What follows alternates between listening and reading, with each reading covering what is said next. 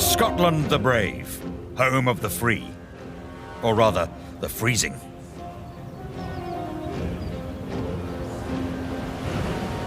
And it feels like an unchanging landscape. It's rougher, much more exciting than somewhere milder in the southeast of England.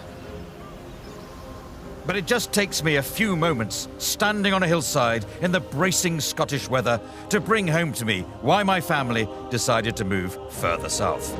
You've got to be tough to thrive in Scotland.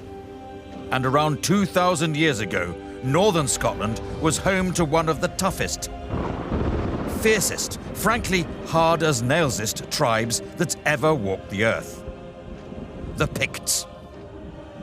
In fact, they were so hard, they even fought off one of the greatest armies the world had ever seen.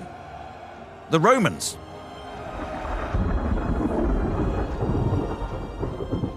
But 800 years later, the Picts just vanished.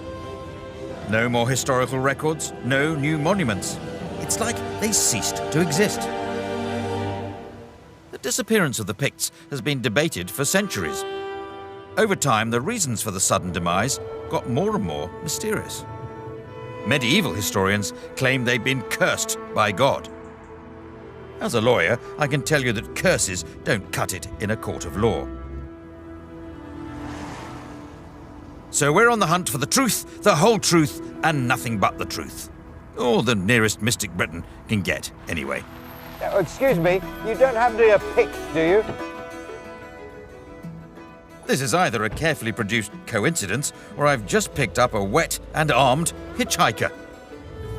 So, Nick, what do I call you? You're Nick the Pict. I'm Nick the Pict. Yeah.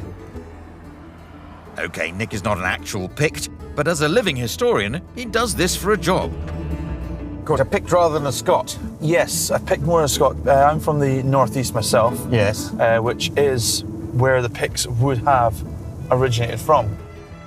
In the 1st century AD, the Romans tried to take over the far north of Britain, or as we now call it, Scotland.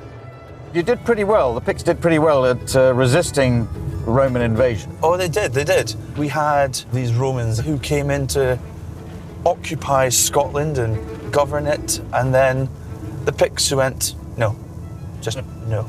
And suddenly they're putting up resistance, they're fighting back, and they have no fear. These Picts, they don't back down. Yeah. You take your life into your own hands when you face the Picts.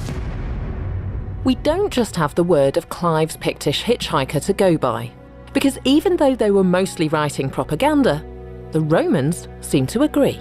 There's a brilliant description from a Roman poet called Claudius Claudianus, who was writing in the late 300s. He describes the nations to be found at the edges of the Roman frontier as different kinds of women. And this is the description he gives for Britain. Britain, clothed in the skin of some Caledonian beast, her cheeks tattooed. He describes a wild people clothed in animal skins. It's not particularly flattering. And it says a lot about the Romans' attitudes to the people up in the north of the British Isles.